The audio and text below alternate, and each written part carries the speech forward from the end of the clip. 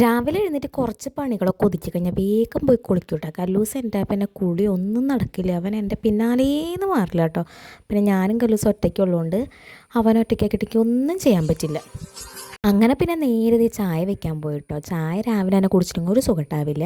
അങ്ങനെ ചായ വെച്ച് വെച്ച് പണികളൊക്കെ തീർക്കുമ്പോഴേക്കും ചായ ഒന്ന് ലൈറ്റായിട്ട് ചൂടാറും കേട്ടോ. എനിക്കാണെങ്കിൽ ഭയങ്കര ചൂട് കുടിക്കുന്നത് ഇഷ്ടമല്ലാലും. അങ്ങനെ ദേ പിന്നെ അടിച്ച് വാരി തുടയൊക്കെ കഴിഞ്ഞു. തുടയ്ക്കണ വീഡിയോ ഞാൻ ഓണാക്കിയിട്ടുണ്ടായിരുന്നു. പക്ഷെ അത് കിട്ടിയില്ല, എന്ത് പറ്റിയാവോ.